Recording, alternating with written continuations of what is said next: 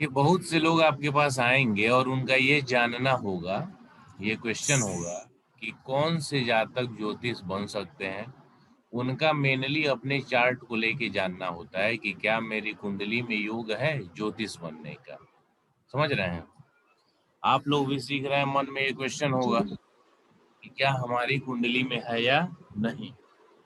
तो हम यहाँ पर आपको कृष्णमूर्ति जी का पॉइंट ऑफ व्यू बताते हैं। कृष्णमूर्ति जी ने केपी रीडर नाम से बुक लिखा हुआ है, 1 से लेके 6 तक। केपी रीडर 1, रीडर 2 ऐसे करके 6 रीडर तक है। तो उनके रीडर 2 में जो मेंशन किया गया है वह रूल हम आपको बता रहे हैं। ठीक है? इसके बाद और भी जो नियम हम लेते हैं उसको भी बताएंगे। अब इसमें आपको देखना यह है कि जिसकी चार्ट में मैक्सिमम रूल होंगे उसके लिए उतना ही बेनिफिशियल है। आप इसको ऐसे समझ लीजिए कि किसी भी बी टाउन, मतलब जो मेट्रो सिटी नहीं है, एक मीडियम क्लास का सिटी है, जैसे मान लीजिए बिहार में पटना हो गया, यूपी में लखनऊ, कानपुर, ऐसे इस तरह का शहर हो गया। तो इन सब शहरों में रहने के लिए यदि एवरेज इनकम देखा जाए तो 25 to 30,000 रुपीज यदि हो तो आप अपना जीवन गुजारा कर सकते हैं। तो उससे ज्यादा जितना आप कमाएंगे उतना आपके लिए बेनिफिट है। 30 लाख, 30 करोड़ ऐसे कमाने वाले भी लोग हैं। तो इस योग को आपको उसी परिप्रेक्ष्य में देखना है कि ये जो मिनिमम पॉइंट्स हैं वो हैं, और उसके बाद जितने ज्यादा हैं तो वह अच्छे एस्ट्रोलॉजर बनने के लिए उनकी कुंडली उनको बोल रही है कि आप बनो। एस्ट्रोलॉजी आप जानते हैं अपना हिंदू एस्ट्रोलॉजी से बोला जाता है, भारतीय ज्योतिष, और साथ ही वेस्टर्न एस्ट्रोलॉजी भी है। वेस्टर्न एस्ट्रोलॉजर्स का मानना है कि शनि और चंद्र, इन दोनों की जो युति होती है वह जातक को ज्योतिष बनने के लिए प्रेरित करती है। यानी उस स्थिति में जातक के पास एक भूख होता है ज्योतिष सीखने का, कि कहीं से कोई भी नॉलेज मिलेगी हम सीखें। और खासकर वह युति पहले भाव में, तीसरे भाव में, 9वें भाव में या 10वें भाव में हो तब। 1, 3, 9 एंड 10 इन भावों में होना। ये शनि और चंद्र की जो युति 1, 3, 9, 10 इन हाउसेज में होना चाहिए। साथ में ये युति क्या कहती है, एक ज्योतिष को मेहनती बनाती है, ईमानदार बनाती है, और उसमें एक धैर्य भी आता है जो एक ज्योतिष के लिए आवश्यक गुण कह लीजिए या उसकी आवश्यक योग्यता कह लीजिए। एक ज्योतिष जब तक मेहनती नहीं होगा वह नई नई कॉन्सेप्ट को नहीं सीखेगा। साथ ही साथ बहुत से ऐसे एस्ट्रोलॉजर आपकी लाइफ में मिले होंगे, मिलेंगे भी, आप देखेंगे कि उन्होंने कुंडली में देखा, उनके पॉइंट ऑफ व्यू से आपकी कुंडली के समस्या का कारण यही है और इस उपाय को आप कीजिए। यदि आपको लाभ नहीं मिला तो उनका सीधा कहना होगा कि आपने उपाय सही से नहीं किया। मतलब वो आगे उसमें दिमाग अपना नहीं लगाएंगे कि ऐसा क्यों है, क्या है। कोरोना हो रहा है, क्या सब लोग कोरोना से मर ही जा रहे हैं? कुछ लोग घर पे ही ठीक हो जा रहे हैं, कुछ लोग हॉस्पिटल जा रहे हैं। अब डॉक्टर सीधा कह दे कि नहीं नहीं सब लोग घर पे ही रहिए। तो यानी ज्योतिष को मेहनती होना चाहिए, मेहनत करने से पीछे नहीं हटना, ईमानदार होना चाहिए। ईमानदार इन द सेंस, मुझे हस्तरेखा की जानकारी नहीं है, आप बोलें कि हस्तरेखा देख लीजिए, मैं सीधा बोलूंगा नहीं देखूंगा, मुझे इसकी जानकारी नहीं है। ऐसा कहने में कोई प्रॉब्लम है? कोई प्रॉब्लम नहीं है। एक आदमी सब कुछ तो नहीं जान सकता। यदि आपको एस्ट्रोलॉजी आती है, वास्तु नहीं आती है, आपके पास कोई क्लाइंट आए तो आप उससे ना कह देने में कोई समस्या तो नहीं है। अब आपको वास्तु आती नहीं और आप चले गए वास्तु करने, इधर का उधर कुछ भी उटपटांग कर दिए, तो ये आवश्यक है। दूसरा पॉइंट क्या है, यूरेनस, जैसे आप इस चार्ट में देखेंगे, यहाँ पे यूरेनस है, यहाँ नेपच्यून है, यहाँ प्लूटो है। वेस्टर्न एस्ट्रोलॉजी में तीनों को लिया जाता है, केपी में भी तीनों को लेते हैं। तीनों का प्रिडिक्शन में कहाँ यूज होगा वो हम आगे बताएंगे, आपको पता चलेगा।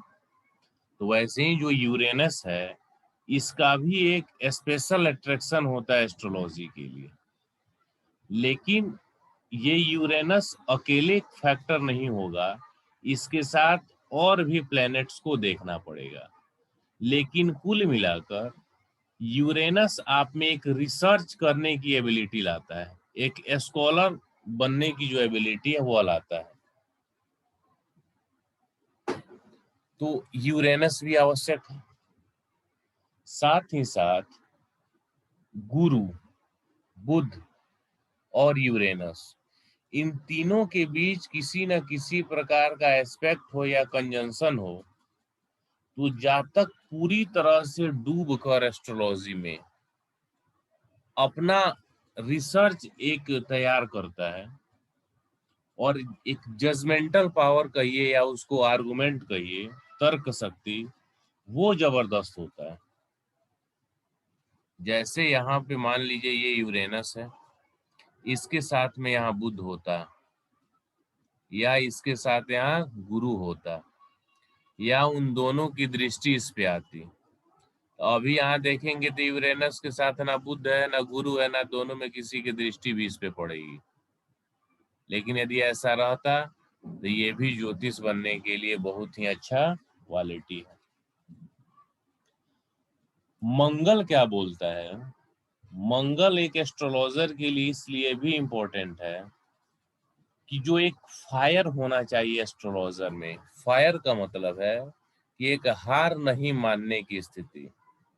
जो भी आप काम कर रहे हैं, क्लाइंट को रिजल्ट नहीं मिला तो क्यों नहीं मिला, मेरा प्रेडिक्शन गलत हुआ तो क्यों हुआ, मुझे आगे बढ़ना, या जिस पॉइंट पे आप हैं उस पे अडिग रहें। कई बार क्या होता है कि जब हम कुछ नए कॉन्सेप्ट की चर्चा करते हैं तो कुछ लोग उसे स्वीकार नहीं कर पाते हैं। तो जब नहीं कर पाते हैं तो इस स्थिति में आपको अपने पॉइंट ऑफ व्यू पे, जो भी आपका है, उस पे अडिग रहिए। मैं अपना एग्जांपल आपको बता दूं। मैं, जो भी लोग जानने वाले हैं, ऑनलाइन नहीं ऑफलाइन कंसल्टेंसी लेते हैं, मैंने स्टार्ट किया था, 1 साल इस पे मैंने काम किया, और इसको पब्लिकली फेसबुक, यूट्यूब और व्हाट्सएप ग्रुप सब पे मैंने कल 7 तारीख से इसे अनाउंस किया है। इस 1 साल में मैंने लगभग 25 केसेस पे काम किया, मनी बैक गारंटी पे। क्योंकि जो कई बार क्या होता है कि किसी को आपके बारे में पता नहीं है या उस साइंस के बारे में पता नहीं है, तो कोई भी आदमी पैसा खर्च करना नहीं चाहता कि पैसा हम खर्च करें, क्या पता रिजल्ट मिले या ना मिले। लेकिन जब आप उसको कहो कि मनी बैक गारंटी है, आपको फायदा ना मिले, आपके पैसे वापस, तो लोगों में एक बात, इस बात की कॉन्फिडेंस आएगी कि चलो पैसा तो मेरा सेफ है। लेकिन आप ऐसा कह दो कि अरे फायदा नहीं हुआ तो फिर पैसे गया, कोई भी आदमी आएगा? बताइए सुमन जी, आप लोग भी कुछ। नहीं, नहीं आएगा। बहुत से मतलब लोग, एक बार तो चला जाता है, फिर दोबारा नहीं आता है। वही बातें हैं ना। देखिए, अब क्या है, जैसे बहुत से लोगों का हम सुनते हैं, वो ये बताते हैं कि कोई ज्योतिषी बोले कि हम एकदम 100% रिजल्ट देंगे, तो वो ठगी करता है। यानी उनका मतलब है कि ज्योतिषी महोदय पैसा ले लें, रत्न स्टोन जो बेचना है वो बेच दें, जो करना है पूजा पाठ सबके नाम पे पैसा ले लें, और क्लाइंट को रिजल्ट ना मिले तो उसे आप भगवान की इच्छा समझ के आप चले जाइए, यानी आप पैसा नहीं देंगे।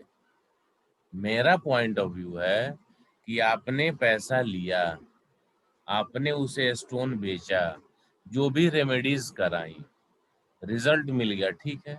नहीं मिला तो फिर क्लाइंट का पैसा क्यों वेस्ट हो? सीधी सी बात है। रिजल्ट मिलना ना मिलना वो बात की बात है। कोरोना से 2 पेशेंट एडमिट होते हैं हॉस्पिटल में, एक मर जाता है, एक बच जाता है। डॉक्टर छोड़ देता है, या डॉक्टर बोल देता है कि ना ना पता चल जाएगा कि मरने वाला है? 90 साल 95 साल के लोग भी कोरोना से रिकवर हुए हैं और 28 साल 30 साल के लोग भी कोरोना से मर गए हैं। आप सभी जानते हैं इस बात को। तो हमें अपना मैक्सिमम एफर्ट करना है।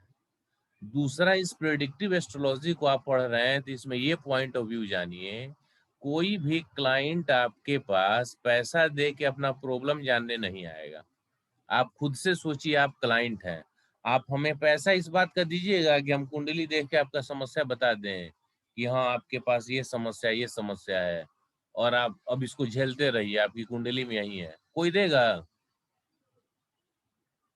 बोलिए। या जी नहीं, रेमेडी लेने के लिए आते हैं। कोई भी रेमेडी के लिए ना आता है कि ये हमारे साथ जी समस्या है, बताइए, इसी के लिए कोई पैसा देगा? और आप जी ये कह रहे हैं कि नहीं नहीं ये समस्याएं आपके साथ हैं, बस अब जाइए, इसे ईश्वर का आशीर्वाद समझिए, कृपा समझिए। तो ये प्रेडिक्टिव एस्ट्रोलॉजी में हमने उन सभी ब्रांचेज को कवर किया है जिससे आप रेमेडी देने में अव्वल हो जाएंगे। क्या रेमेडी जी करनी है, क्या उन्हें सावधानी बतानी है। जी मंगल आप में वो आर्गुमेंट का पावर करेगा, देगा, और आप में कॉन्फिडेंस देगा कि आप अपने स्टैंड जो आपने लिया है उस पे आप स्थिर रहें। अगला जो ज्योतिष बनने के लिए इम्पोर्टेंट रूल है, चंद्र और बुध ये दोनों एक साथ हों। वास्तव में चंद्र का दुश्मन बुध नहीं है, चंद्र दुश्मनी नहीं मानता है, लेकिन बुध जो है वह चंद्र से दुश्मनी मानता है। इस पॉइंट को समझिएगा। आप मेरे दुश्मन नहीं है, यानी हम आपको नहीं मानते हैं। हम आपको नहीं मानते हैं इसका मतलब हम आपको नुकसान नहीं पहुंचाएंगे, लेकिन आप हमें अपना दुश्मन मानते हैं, इसका मतलब आप हमें नुकसान पहुंचा सकते हैं। तो इसी डिफरेंस को समझिए चंद्रमा और बुध में। चंद्रमा बुध को अपना दुश्मन नहीं मानता है, लेकिन बुध चंद्रमा को अपना दुश्मन मानता है। दुश्मनी के पीछे एक कहानी है, कभी बाद में उस पर हम चर्चा कर देंगे, अभी योग को आज बता दें। तो जब ये दोनों एक साथ हों तो वहां इस दुश्मनी के कॉन्सेप्ट को हमें ध्यान में नहीं रखना है। जब हम एस्ट्रोलॉजर के लिए देख रहे हैं कि क्या जातक की कुंडली में एस्ट्रोलॉजर बनने के योग हैं, तो ऐसी स्थिति में चंद्र और बुध क्या करते हैं? बुध क्या देता है? मैनेजमेंट है बुध। बुध गणित का, मैथमेटिक्स का कारक है, यानी जो एनालिटिकल पावर होगा, तर्क करने की क्षमता होगा, वो बुध देगा। और मून क्या है? इंट्यूशन है आपका। एक ज्योतिष के लिए एक भाव से सैकड़ों रिजल्ट मिलते हैं। तो आपको यह पता होना चाहिए कि जो क्लाइंट आया है, जैसे 5 साल 6 साल 8 साल 10 साल का कोई जातक हो, 7वें भाव से संबंधित आपको समस्या दिख रही है, तो वह मैरिड लाइफ का तो प्रॉब्लम नहीं हो सकता है। तो इस हिसाब से आपको सोचना है। कोई 40 45 50 साल का जातक है तो वह शिक्षा से संबंधित समस्या तो लेके नहीं आएगा। तो ऐसे ऐसे पॉइंट ऑफ व्यू से आपको सोचना पड़ेगा। तो वह क्षमता, तर्क करने की क्षमता बुध देगा। और मून क्या देगा कि आपका दिमाग तुरंत वहां पे एक्टिव हो, इंट्यूशन आपको लग जाए। बहुत से लोगों को ऐसा लग जाता है कि मेरे साथ कुछ गलत होने वाला है या ये करना चाहिए। कई बार आप जब उपाय बताएंगे तो एक ही प्रॉब्लम के लिए 3 4 उपाय आपके दिमाग में आएंगे। वहीं पे आपका दिमाग कहेगा कि अरे इस उपाय को आप करके बताओ, इससे लाभ मिलेगा। तो वहां पे इंट्यूशन आपकी मदद करता है। एक तरह से समझ लीजिए सिक्स सेंस, जो छठी इंद्रिय होती है, उसे हम बोलते हैं। यहाँ पे आपके लिए अच्छा काम करेगा। अब यहाँ जब भी हम दो प्लेनेट की बात करेंगे तो यहाँ आपको ये समझना है, या तो दोनों एक साथ हों, या दोनों की एक दूसरे पे दृष्टि हो, या दोनों एक दूसरे की राशि में हो, ऐसे भी हो सकता है। यानी किसी न किसी प्रकार से संबंध बने। थोड़ा सा और इसको जब हम नक्षत्र के आधार पर एक्सप्लेन करेंगे तो आप ये समझ लीजिए कि दोनों में कोई एक दूसरे के नक्षत्र में हो। जैसे भी हम चंद्रमा और बुध की बात की है, यानी या तो चंद्रमा बुध के नक्षत्र में हो या बुध चंद्रमा के नक्षत्र में हो, तब भी उनका कॉम्बिनेशन बन जाएगा। तो इस प्रकार से आप देखेंगे शनि और बुध ये दोनों जब एक साथ होते हैं तो जातक में कंसंट्रेशन, यानी एकदम ध्यान देकर सुनने समझने, और जो भी पॉइंट है एस्ट्रोलॉजी का, एकदम डीप थॉट आता है, गहरा सोच, वहां तक जाना, ऐसा है तो क्यों है, ऐसा नहीं है तो क्यों नहीं है, यानी एकदम रीजनिंग की एबिलिटी देता है, तर्क करते हुए और पूरी कंसंट्रेशन के साथ।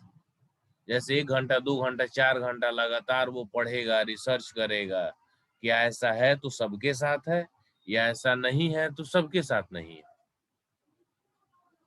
ये 6-7 पॉइंट हमने आपको बताया, इन सातों में रिलेटेड कोई क्वेश्चन पूछना है तो पूछिए।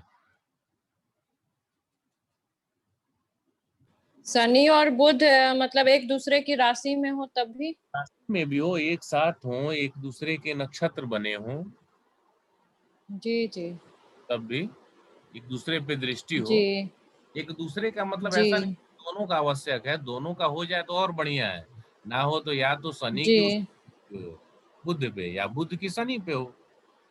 जी जी ठीक है। हाँ, अब देखिए, नहीं ये समझ तो आ गया पॉइंट्स है।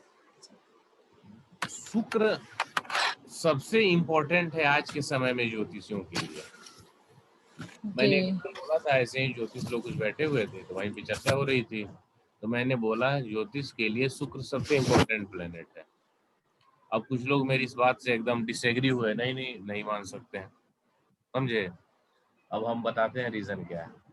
हमने बताया, आपने भी देखा होगा, बहुत से ऐसे एस्ट्रोलॉजर हैं जिनको काफी ज्यादा नॉलेज है, बहुत ही अच्छा प्रेडिक्शन करते हैं या रेमेडीज बताते हैं, लेकिन उनके बारे में, उनके शहर क्या, उनके मोहल्ला में भी आप पूछ लीजिए तो बहुत से लोग नहीं बता पाएंगे।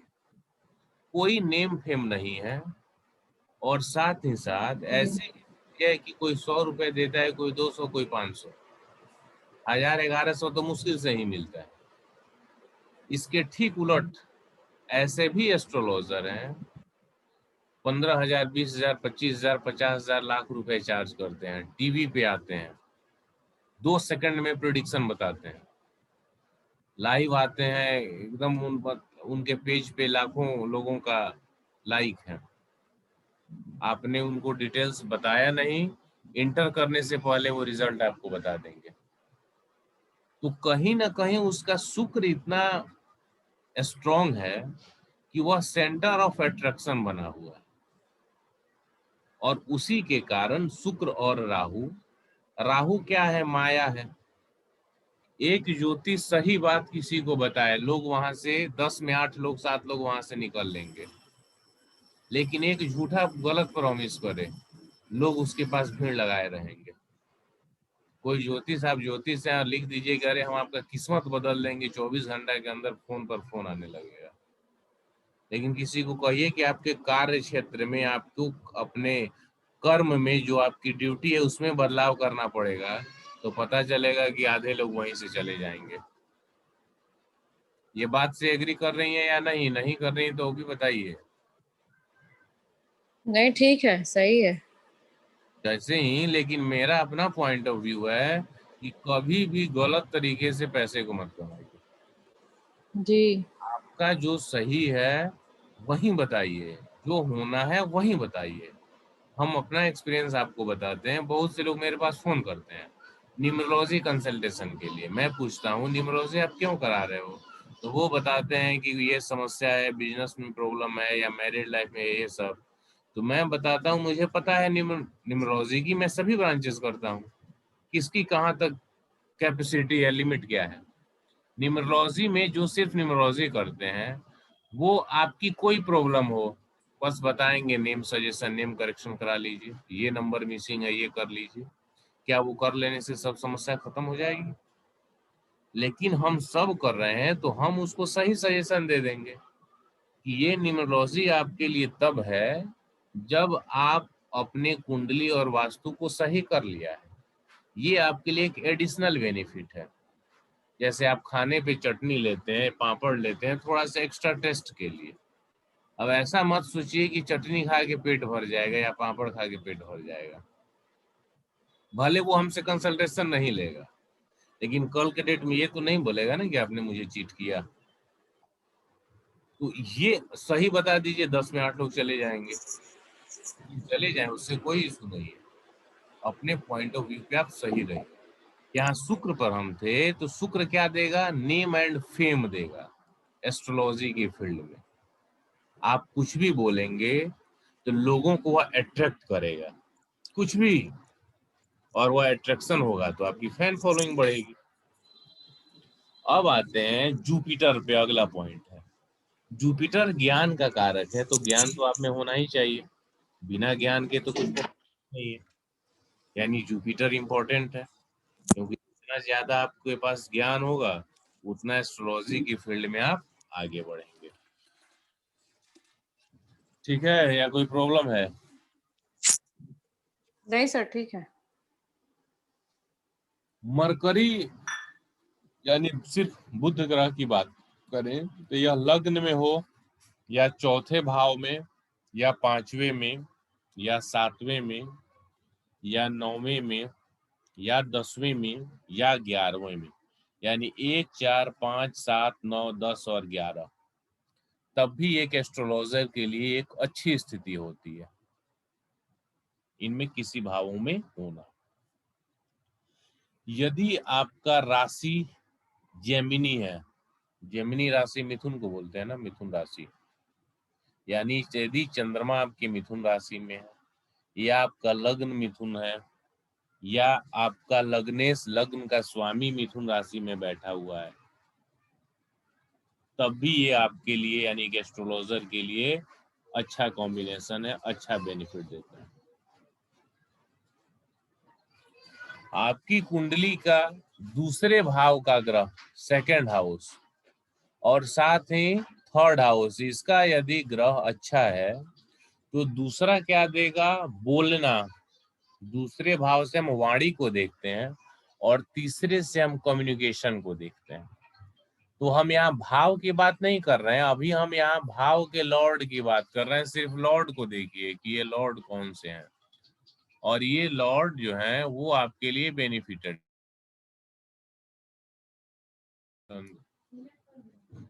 दूसरे का लॉर्ड अच्छा होना, यानी यदि आपकी, यही मान लीजिए सपोज आपकी कुंडली है, तो ये दूसरे भाव में 3 नंबर है यानी बुध, और तीसरे में 4 है यानी चंद्र।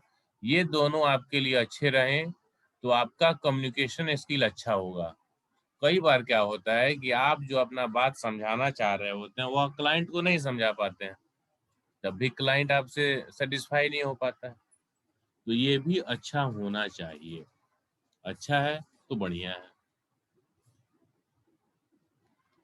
और आप लोग भी कुछ बताइएगा क्या? नहीं सर, सुन रहे हैं, समझ में आ रहा है। लेकिन ये दूसरे और तीसरे भाव का स्वामी कहाँ रहना चाहिए? कहाँ रहना पर मत जाइए, हमने कहा अच्छा होना चाहिए। कहा, क्योंकि हमें जी भाव के साथ साथ उसके नक्षत्र और उप नक्षत्र को भी देखना है ना, तब जाके जी जी prediction होगा।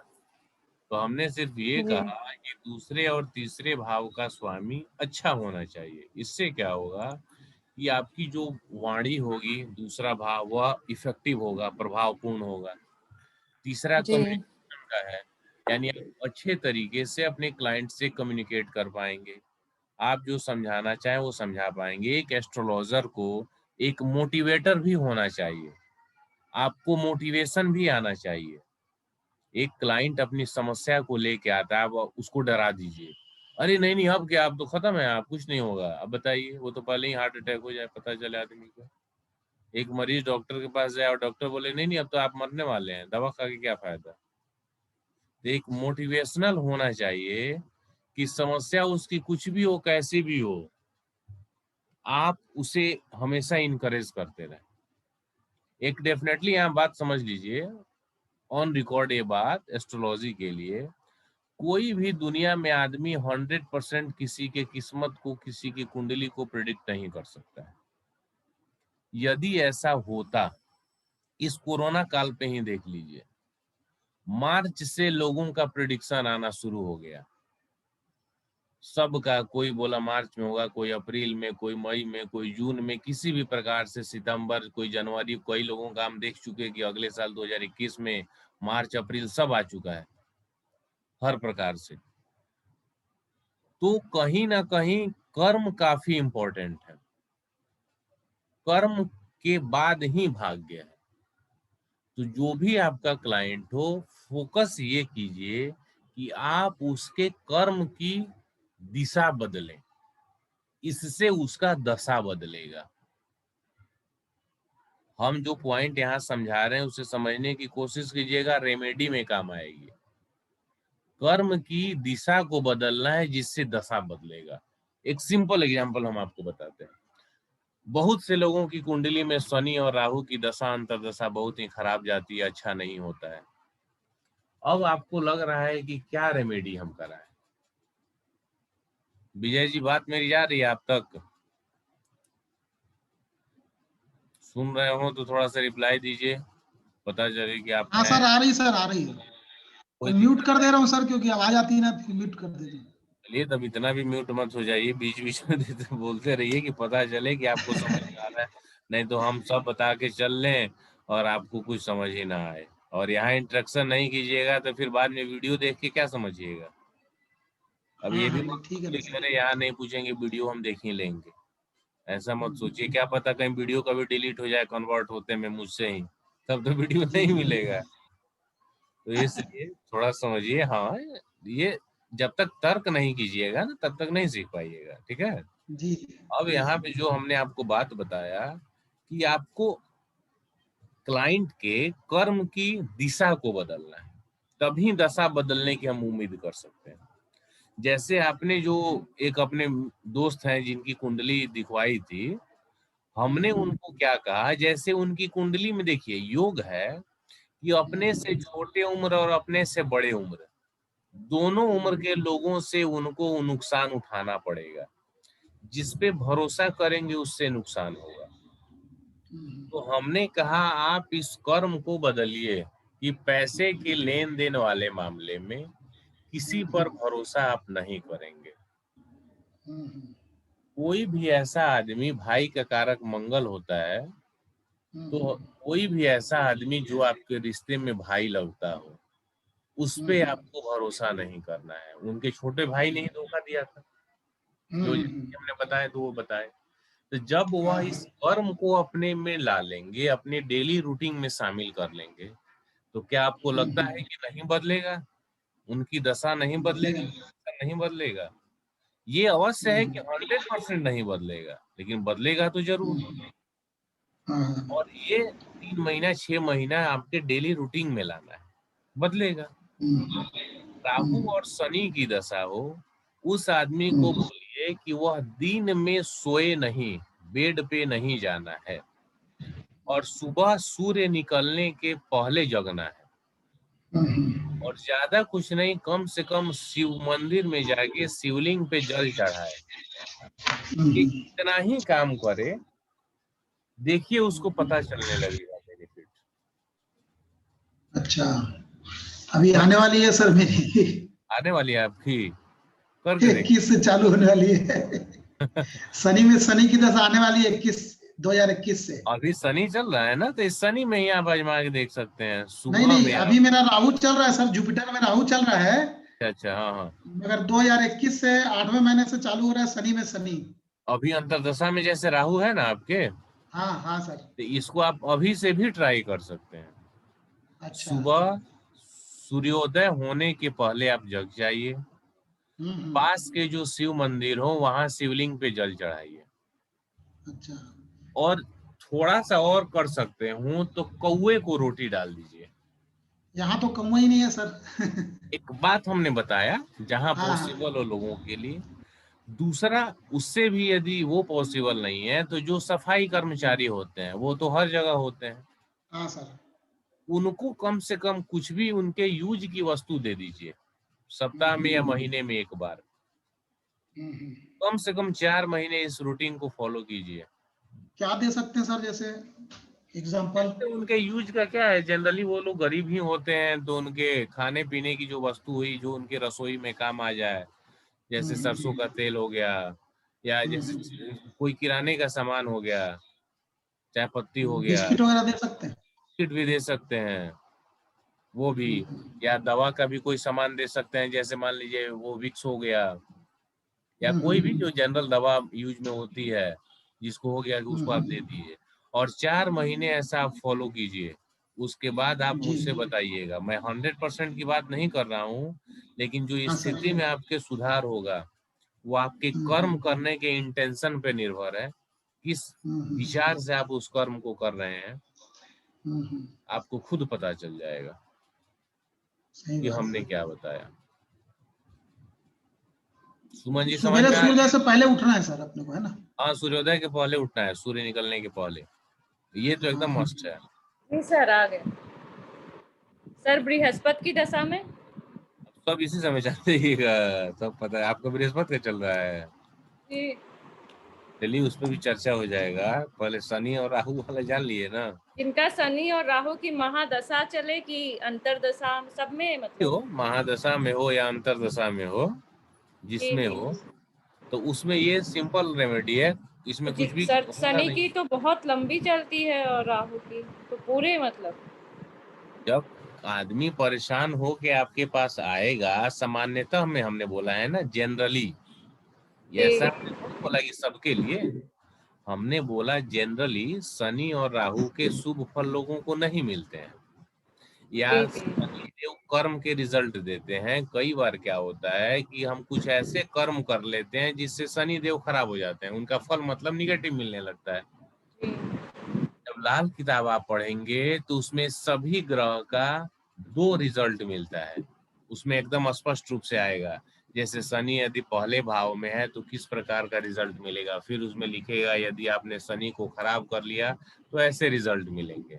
यानी आपके कर्मों के आधार पर ग्रहों का रिजल्ट है, लाल किताब में स्पष्टता लिखा हुआ है। तो यदि आपने अपने कर्मों के द्वारा क्या है, शनि देव को न्यायाधीश भी कहा जाता है, न्याय करते हैं। अब आप अपने गरीबों को शनि की दशा में एकदम आप ध्यान रखिए कि जो भी आपके नीचे काम करने वाले हैं, नौकर हैं, आपके घर में खाना बनाने वाली यदि आती है, साफ सफाई करने वाली, या फिर ड्राइवर हैं, उनको भूल के भी उनके साथ गलत व्यवहार मत कीजिए, उन्हें गाली मत दीजिए। एक एस्ट्रोलॉजर को एक अच्छे तरीके से क्लाइंट के बारे में पूछिए, समझिए क्या उनका कार्य व्यापार है, उनसे बात कीजिए। यहाँ तो लोग व्हाट्सएप पे क्वेश्चन मंगा लेते हैं और वहीं पे आंसर डाल दिए, कुछ नहीं पूछा क्या रूटीन है, क्या करता है, नहीं करता है, क्या रेमेडी इफेक्ट करेगी। आप सपोज कीजिए आपके घर में 4 नौकर हैं, आपकी शनि की दशा चल रही है, आपने मुझसे कुंडली दिखाया और पता चले कि जो भी नौकर हैं आप सबको गाली देते हैं, उसके बाद वो 1 दिन नहीं आए, 2 दिन का पैसा काट लिए, आप उनको आदमी समझते ही नहीं है, इस प्रकार से आपका बिहेव है, और आप उम्मीद कर रहे हैं कि कोई रेमेडी से आपको फायदा होगा। गलत मैं बोल रहा हूँ तो बताइए। जी। नहीं, ठीक है। कर्म तो आपने गलत कर लिया ना, तो जी इसको भी सुधारना है। नौकरों से एकदम अच्छे तरीके से पेश आइए, अच्छा व्यवहार कीजिए।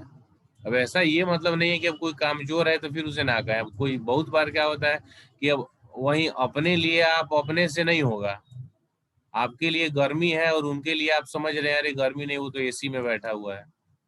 ये सब बातें आप समझिए। आप अपने लिए, जो यदि वो नौकर भी आपके यहाँ खाना खाते हैं तो आप ताजी बनी हुई तुरंत का तुरंत खाना खा लिया, रात का बचा हुआ खाना अपने नौकर को दे दिया, तो ये सब आपके कर्म में ही गिने जाएंगे। तो ये कार्मिक दोष से बचिए। वैसे मैं तो किसी भी ग्रह की दशा अंतर्दशा हो, लोगों को यही सजेस्ट करता हूँ कि अपने कर्म को सही कीजिए, अपने आप स्थितियां धीरे धीरे बदलने लगेंगी। यहाँ तक कुछ पूछना है तो बताइए, फिर थोड़ा सा हम आगे बढ़े, भावों की तरफ बढ़ेंगे कि एस्ट्रोलॉजर के लिए भाव कौन कौन से इंपॉर्टेंट होते हैं। सर, आ गए समझ में। ये सब तो हम लोग ज्योतिष बनने के लिए देखे ना, क्या क्या ग्रह मतलब जरूरी है। हाँ, ये कुछ कॉम्बिनेशन है जो कृष्णमूर्ति जी ने अपनी किताब में लिखा है। जी ठीक है, तो वही हमने आपको बता दिया कि आपको भी ये जानकारी हो जाएगी, बहुत से लोग पूछते भी हैं। अब हम भावों पे आते हैं। तो भाव का क्या क्या रोल होता है? ये 2 और 3 तो आपने देख ही लिया, कम्युनिकेशन के लिए, बातचीत के लिए। पर पांचवा एक बार आप गुरु का बताए थे कुछ, मतलब गुरु किन किन भावों में हो तो? भावों में हो मतलब? गुरु का बता रहे थे ना कि इन पता नहीं क्या किस किस भाव में हो तो मतलब ज्योतिष के लिए। का भाव से ज्यादा फिर कंजंक्शन भी इम्पोर्टेंट होता है, और गुरु ज्ञान के कारक है। जी जी हाँ, 1 4 5 कुछ बता रहे थे। हाँ, गुरु। अब यहाँ हम भावों का समझेंगे। जनरली गुरु के बारे में कहा जाता है कि गुरु जिस स्थान में होते हैं उस स्थान की हानि करते हैं, ठीक है, और उनकी दृष्टियां अच्छी होती हैं। एस्ट्रोलॉजी में आपने कॉम्बिनेशन भी देखा, तो हम इसके साथ साथ उनके नक्षत्र और उपनक्षत्र को भी अध्ययन करेंगे कि वहां वे किन किन भावों को बता रहे हैं। जैसे हम अभी भाव को बताएंगे तो आपको ज्यादा क्लियर हो जाएगा। वैसे लाल किताब के अनुसार गुरु का घर 2 4 5, सॉरी 4 नहीं, 2 5 9 और 12 होता है। 2 5 9 12। तो यदि इन घरों में गुरु के जो दुश्मन प्लेनेट हैं, वो दुश्मन प्लेनेट जब आ जाएगा तो गुरु का रिजल्ट खराब मिलेगा। लेकिन आप यहाँ पे सिंपल ये समझिए कि गुरु ग्रह का रिजल्ट अच्छा मिलना चाहिए एक एस्ट्रोलॉजर के लिए। जैसे हमने वहां बताया था कि दूसरे भाव और तीसरे भाव, इन दोनों का स्वामी अच्छा हो आपके लिए, वैसे ही समझ लीजिए कि गुरु भी अच्छा हो आपके लिए।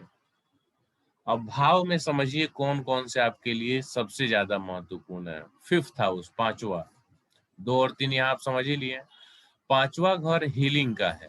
हीलिंग से मतलब है कि आप किसी को कोई रेमेडी बताएंगे तो वह उस पर इफेक्ट करेगी, इसके लिए पांचवा भाव है, 5th हाउस है। साथ ही आप एस्ट्रोलॉजी में है तो पढ़ने और पढ़ाने का भी काम होगा, तो पांचवा हाउस उससे भी जुड़ा हुआ है। एक टीचर के लिए, एक स्टूडेंट के लिए भी पांचवा भाव महत्वपूर्ण होता है। 5th हाउस सेल्फ इंटेलिजेंस का भी है। सेल्फ इंटेलिजेंस का मतलब है कि किसी भी सब्जेक्ट की बात हो, कोई भी, सब कुछ टीचर नहीं पढ़ा सकते हैं। आप कितना उसे समझ पा रहे हैं, आप उससे कितना निकाल पा रहे हैं, ये पांचवा भाव देगा। 8वां भाव डीप रिसर्च का है। हमने आपको जब भावों के बारे में बताया था तो बताया होगा, आप ध्यान दीजिएगा या आप समझ लीजिए। यहाँ पे 9th हाउस एकेडमिक रिसर्च का है। जैसे आपको पीएचडी करना है तो फिर आपको एमए होना चाहिए, तभी ना करके जाएंगे बैचलर डिग्री, मास्टर डिग्री। या फिर जो भी लोग जिस सब्जेक्ट से करना चाहें, इंजीनियर हैं वो रिसर्च करते हैं, डॉक्टर हैं वो रिसर्च करते हैं। यानी एक प्रॉपर एजुकेशन लेने के बाद जो रिसर्च किया जाता है उसके लिए 9th हाउस आता है। और 8th हाउस क्या है कि इसमें शिक्षा का कोई बैरियर नहीं है, और तब आप सोच रहे हो, कुछ रिसर्च कर रहे हो, उसमें 8th हाउस आता है। तो एक एस्ट्रोलॉजर के लिए 8th हाउस इसलिए इम्पोर्टेंट है कि वह सोचे, रिसर्च करे, कुछ न कुछ नया निकाले, इसलिए यह इम्पोर्टेंट है। और 11th हाउस इसलिए इम्पोर्टेंट है कि वह आपको बेनिफिट मिले, आपको इससे गेंस मिले, यह आपके लिए ज्यादा जरूरी है। वैसे सभी भाव इम्पोर्टेंट होते हैं। जितने भाव 11 नंबर आने के साथ साथ जितने भाव आपकी कुंडली में अटैच होंगे उतने आपको अच्छा लाभ होगा। 10th हाउस अटैच हो जाएगा तो क्या होगा, 10th का कनेक्शन मान सम्मान प्रतिष्ठा देगा, ब्रांडिंग देगा, आप जल्दी ही मशहूर हो जाएंगे, फेमस हो जाएंगे। 6th हाउस होगा तो जो आप कंसल्टिंग देंगे उसके थ्रू पैसा मिलेगा। 7th हाउस हो जाएगा तो एस्ट्रोलॉजी एक बिजनेस के रूप में भी लोग स्थापित करते हैं, सामान बेचते हैं, एस्ट्रोलॉजी का प्रोडक्ट बेचते हैं। तो कहीं ना कहीं जितना ज्यादा भाव कनेक्ट होंगे, लेकिन 11वां होना चाहिए, उतना आपको अच्छे से लाभ मिलेगा।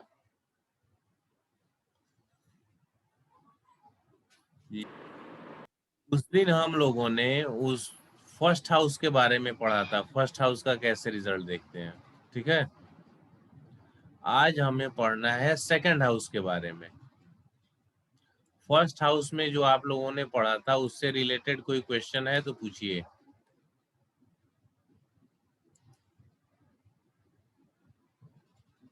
नहीं है क्वेश्चन तो चलिए आगे बढ़ते हैं, सेकंड हाउस पे आते हैं। नहीं सर, फर्स्ट हाउस में जैसे देख रहे थे तो पूरा तो नहीं मिल रहा था, जैसे कि पूरे कॉम्बिनेशन नहीं मिलते हैं ना। जी, क्या जैसे क्वेश्चन बताइए, आपका क्या क्वेश्चन है, बोलिए। जैसे हम कुंडली खोल के सर देख रहे थे तो सारी चीज मतलब थोड़ी बहुत बहुत कम कम मिल रही थी, जैसे जो आप बताए थे कि जो उसका सब लॉर्ड है उसी से देखना है नेचर और ये सब चीजें, कि सब जो लॉर्ड लग्न और साथ का ही मतलब साथ सब लॉर्ड किन भावों से कनेक्टेड है। जी जी सब लॉर्ड के साथ में सब लॉर्ड किस भाव से कनेक्टेड है। जी सब लॉर्ड किस लिए है, जैसे वो नेचर बताएगा। जैसे यहाँ पे एग्जांपल समझिए, इस जो ये कुंडली आपके सामने है, इसमें फर्स्ट कस्प का सब लॉर्ड शुक्र है, ठीक जी है। तो अब शुक्र होने से क्या होगा, जातक में शुक्र के गुण आएंगे। शुक्र जी क्या देता है, सुंदरता देता है, अट्रैक्शन देता है। ये लेडीज का चार्ट है, तो लेडीज के चार्ट है तो यानी अट्रैक्टिव उनका पर्सनालिटी होगा, सुंदरता उनमें होगा। साथ ही साथ जो एक कॉस्मेटिक का, एक सजने संवरने का उनको एक शौक होगा। शुक्र ब्रांडेड लाइफ स्टाइल देता है, तो अच्छी अच्छी महंगे कपड़ों का, ज्वेलरी का, इन सब चीजों का शौक होगा। ये प्रकृति को बताता है। यानी शुक्र आ जाने से जातक शौकिया मिजाज का हो जाएगा, शुक्र के गुण आ गए। इसके ठीक उलट यदि गुरु रहता है, तो गुरु ज्ञान का कारक है, यानी जातक ज्ञान वाला। उसकी वाणी ऐसी होगी, जब वो बोलेगा तो पता चलेगा कि मतलब ज्ञान वाली बातें ही बोल रहा है। जैसे शुक्र में पर्सनालिटी थोड़ी अट्रैक्टिव होती है, तो गुरु में थोड़ा सिंपल पर्सनालिटी होता है। जैसे हमने मोटापा का आपको बताया था, साउथ इंडियन जो एक्टर होते हैं उनको देखिए मोटे भी होंगे लेकिन शरीर अट्रैक्टिव दिखता है, वो शुक्र के कारण होता है। बाकी ऐसे कॉमन मैन को देखिए, जैसे जैसे उम्र बढ़ता है उनके पेट निकल जाते हैं, तो उस स्थिति में वो पर्सनालिटी गुरु से प्रभावित हो जाती है। तो ये दोनों में डिफरेंस होता है। शुक्र सेंटर ऑफ अट्रैक्शन का, साथ ही साथ दुनिया में जो भी भोग विलास की वस्तुएं हैं, आराम और सुख की वस्तुएं हैं, उसकी चाहत होती है। लेकिन गुरु में ऐसी बातें नहीं होंगी। वहीं इसके उलट बुध आ जाए तो क्या होगा, मैनेजमेंट स्किल लेगा, अपना काम निकालने में चतुर होगा, तार्किक क्षमता होगी। शनि हो तो क्या होगा, ज्यादा मेहनत करना पड़ता है। शनि होने से जातक आलसी भी होता है, झूठ भी बोलता है। तो ये उसकी विशेषता पता चल रहा है कि नहीं चल रहा है। जी पता चल रहा है। तो अब फाइनल डिसीजन कैसे निकलेगा, जैसे हम देखेंगे यहाँ शुक्र किससे कनेक्टेड है, तो यहाँ ये अब देखिए यहाँ पे वीनस है, जी तो 136, 1 यानी पहला आप लग्न स्वयं हो गए, तीसरा यानी कम्युनिकेशन का हो गया, छठा सर्विस का हो गया, छठा भाव बीमारी का भी हो गया, यानी जातक के जीवन में उनको बीमारियां भी छोटी मोटी चलती रहेंगी। साथ ही साथ 3 और 6, 3 और 6, ये एजुकेशन में भी प्रॉब्लम क्रिएट करेंगे। कहीं ना कहीं उनका एजुकेशन भी सही से नहीं हो पाएगा।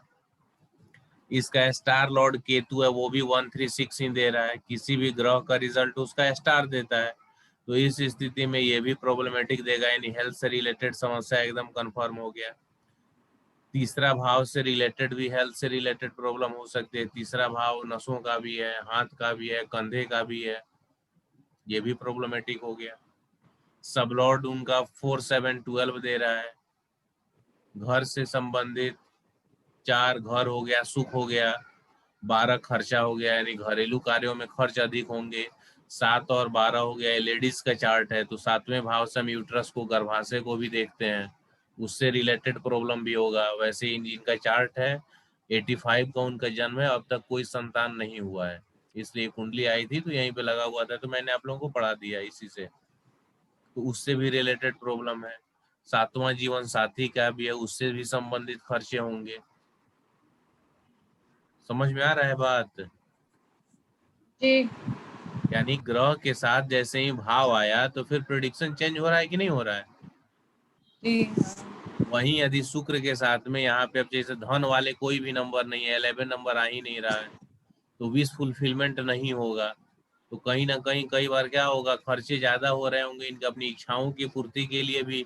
11वां भाव इच्छा पूर्ति का है, विश फुलफिलमेंट का है, वो नहीं है, तो इच्छा पूर्ति भी इनके अच्छे से नहीं हो पाएगी। तबीयत हेल्थ खराब रहेगा तो वो भी समस्या का कारण बनेगा। तो अब आप पहुंच पा रहे हैं कि नहीं पहुंच पा रहे हैं रिजल्ट तक? जी हाँ। आपने जो कुंडली देखा था, आपने उसमें भावों का एनालिसिस किया था? क्योंकि अभी भाव तो आप पूरा पढ़ ही नहीं है। नहीं, भाव नहीं, इतने अच्छे से नहीं हुआ था हाँ, एनालिसिस, वही हल्का। भाव आपने अभी पूरा नहीं पढ़ा हुआ है, एक एक करके होगा। लेकिन ठीक इसलिए है। मैं वीडियो आप लोगों को देता हूँ कि आप उसे 2 बार 4 बार देखें, 10 बार देखें। बाकी कोई भी टीचर, जहां तक मेरी जानकारी है, शायद ही कोई, बहुत कम ऐसे टीचर हैं जो वीडियो देते हैं रिकॉर्डिंग क्लास का। हम यही देते हैं, क्योंकि कई बार क्या है कि कुछ भी जैसे आपने पूछा तो मेरा आदत है हम उसे सेटिस्फाई करेंगे। तो बहुत से ऐसे भी जानकारियां आ जाएंगी जो आपके सिलेबस का नहीं है लेकिन आपके लिए इम्पोर्टेंट है। तो आप उसे जब देखेंगे तो आपको पता चलेगा, कुछ ना कुछ नॉलेज मिलेगा। एस्ट्रोलॉजी है कोई क्लास का सिलेबस नहीं है 8 9 10 12 का कि इतना ही पढ़ना है। इसमें जितना पढ़ेंगे वो कम ही है। तो इस कारण आप देखें, इंटरप्रेट करें। ठीक है? जी अब जैसे हम आगे बढ़ेंगे, आगे आपको मिलेगा इस लग्न का जो सबलॉर्ड है, ये जब हम चाइल्ड बर्थ के लिए देखेंगे तब इसमें कैसे कॉम्बिनेशन है, शादी के लिए देखेंगे तो ये क्या बता रहा है। सभी कार्यों के लिए हम लग्न के सबलॉर्ड को चेक करेंगे और नंबर यही है लेकिन प्रिडिक्शन बदलता चला जाएगा।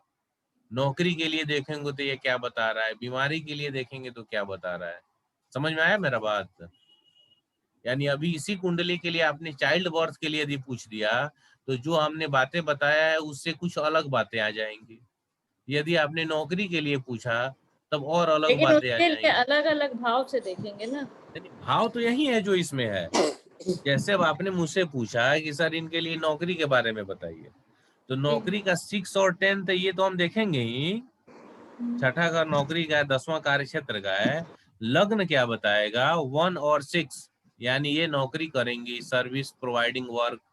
3 हाउस जुड़ गया है, थर्ड हाउस, यानी थर्ड हाउस से रिलेटेड सर्विस प्रोवाइड करें। थर्ड हाउस क्या हो गया? प्रिंटिंग हो गया। पीआर वाला जो काम होता है, पीआर समझ रही, जैसे जो लोग सेलिब्रिटी होते हैं या कुछ राजनेता वगैरह, उनके फेसबुक पेज, ट्विटर, ये सब को हैंडल करने वाला। तीसरा भाव कंप्यूटर, सॉफ्टवेयर, इंटरनेट सबका है। तो उससे रिलेटेड जो काम है वो आप कर सकती हैं। ऑनलाइन वर्क आप कर सकती हैं, उससे रिलेटेड आप सर्विस दे सकते हैं। 4 का उसके 12वां है तीसरा भाव, यानी घर से दूर रह के आप काम करें, सर्विस दें, तो वो आपका काम अच्छा चलेगा। तीसरा भाव अपने से छोटे लोगों का है, उनको मिला के आप सर्विस दें, उनके साथ में सर्विस दें, वो भी आपके लिए अच्छा है। बदल गया कि नहीं पहले वाले से?